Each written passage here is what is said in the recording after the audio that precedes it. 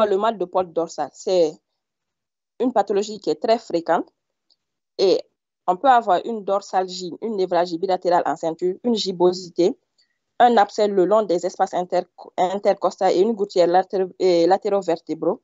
À la radiographie, on va avoir une opacité paravertébraux en fusion. On peut aussi avoir le mal de pôle qui est lombosacré et c'est un diagnostic qui se pose très difficilement.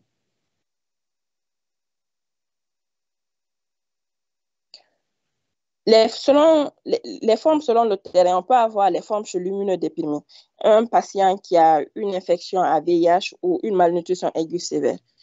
Sur ces deux tableaux typiques, l'évolution est rapide avec tendance à la fustulisation. Le tableau de tuberculose multifocale avec une atteinte polyviscérale et une polyarticulaire. À la NFS, on va avoir une lymphopénie et à l'IDRT, on va avoir une anergie. On va aussi parler de la tuberculose abdominale.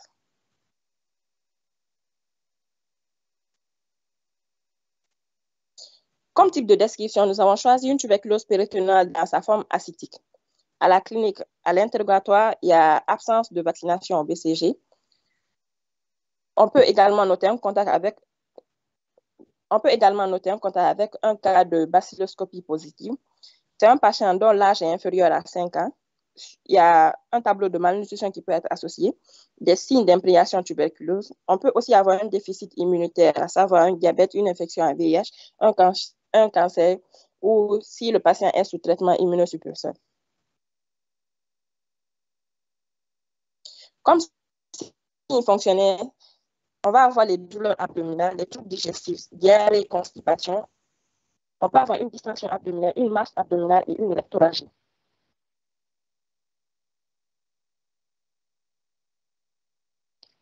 Le début est lent et progressif. Les signes généraux, c'est une anorexie, asthénie, une pâleur, un amaigrissement et une fébricule.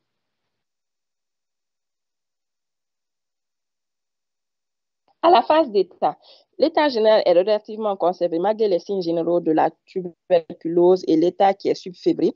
On peut avoir une hépatomégalie qui est inconstante, un acide qui est un signe essentiel de faible abondance, qui est libre, isolé, sans hépatomégalie ni de splénomégalie, sans atteinte cardiaque ni de circulation veineuse collatérale. On peut aussi avoir une tumeur qui est palpable, qui est unique ou multiple avec impression des gâteaux périténeux. On peut aussi avoir des édèmes qui sont subpubiens. Comme bilan paraclinique, on va faire une NFS qui va nous montrer une anémie inflammatoire qui est modérée, une hyperleucocytose avec lymphocytose, parfois une leucopénie. La CRP est élevée, les VS sont accélérés. À la radio du thorax, on peut avoir soit c'est une radio qui est normale ou c'est une radio qui va nous montrer des signes en faveur d'une tuberculose pulmonaire. Et lorsqu'on fait l'analyse cytopathologique du liquide d'acide, soit lorsque le liquide est jaune citrin, soit on peut se dire que c'est inflammatoire. Inflammatoire exudatif avec un taux de protéines qui est supérieur à 30 grammes par litre.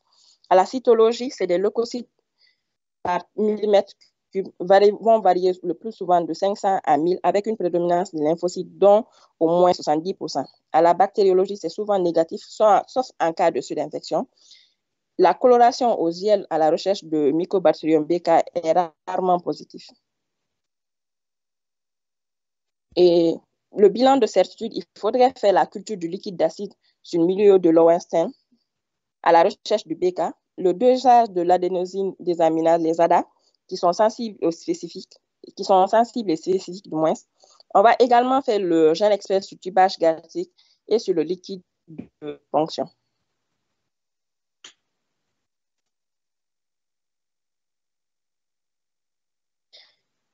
Lorsqu'on fait l'IDRT, l'apport, il y a un bénéfice dans le diagnostic. Cependant, elle ne représente pas d'argument formel.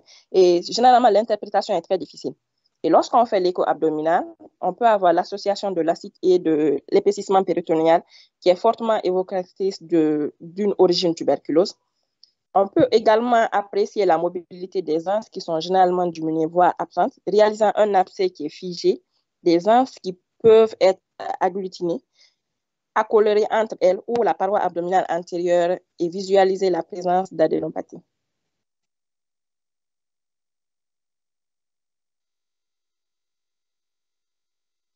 Et quand on fait une laparoscopie, on peut avoir une granulation péritonéale blanchâtre qui est translucide, des adhérences qui sont épaisses, non spécifiques, qui vont cloisonner plus ou moins la cavité péritonale et accolant parfois le tablier épiploïde ou le mésocolon transverse de la paroi abdominale. L'inflammation péritonale va donner une séreuse qui est épaisse.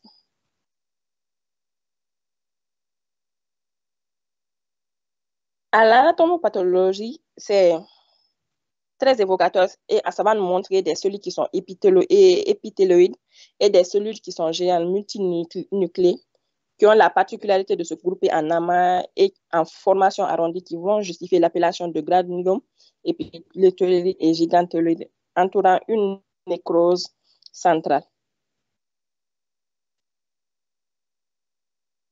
Pour ce type, selon le terrain, on peut avoir un patient infecté par le VIH, une tuberculose fréquente à cause de la dépression immunitaire. Le diagnostic va reposer sur les caractères classiques du liquide d'acide et les constatations endoscopiques.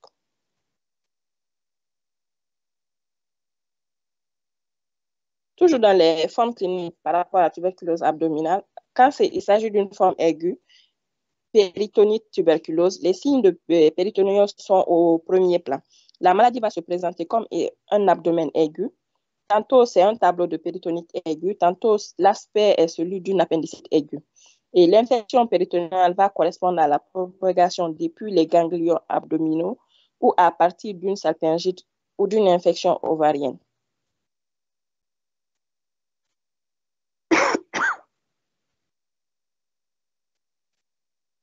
Dans sa forme anastétique, elles se traduisent par de la fièvre, les douleurs abdominales, des vomissements, un météorisme évoluant par poussée avec des rémissions plus ou moins nettes.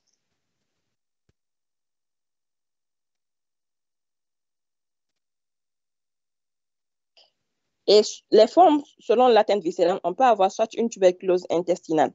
Dans ce cas, la totalité de la muqueuse de l'abdomen, de l'appareil digestif étant résistante à l'envahissement de la tuberculose, l'infection nécessite une exposition prolongée et un inoculum qui est très, très important. Ou bien cela peut révertir 4 formes cliniques, à savoir une forme ulcéreuse, hypertrophique, ulcéro-hypertrophique et fibreuse.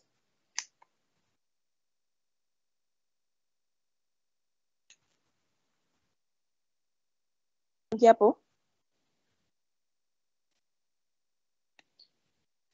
Toujours selon les formes, dans les formes selon l'atteinte viscérale, on peut avoir une tuberculose qui est colique.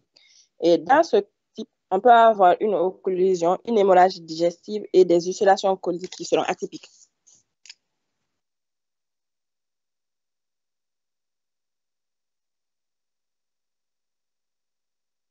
Diapo. Nous allons passer au niveau de la tuberculose urogénitale. Diapo.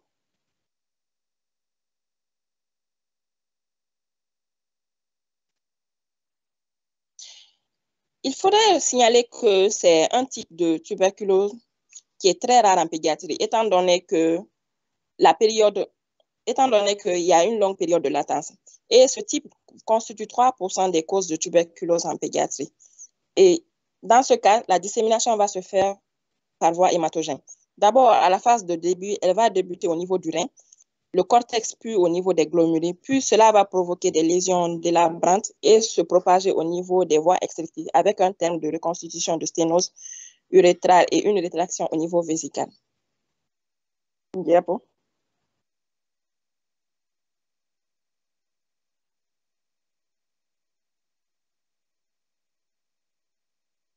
Maman, diapo. Toujours au compte des signes fonctionnels, c'est une symptomatologie urinaire.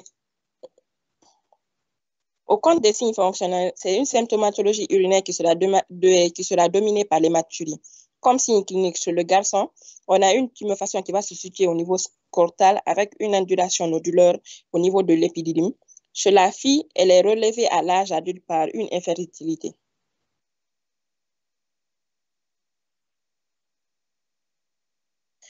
À la paraclinique, au niveau de la biologie, lorsqu'on fait l'analyse des urines, ceci peut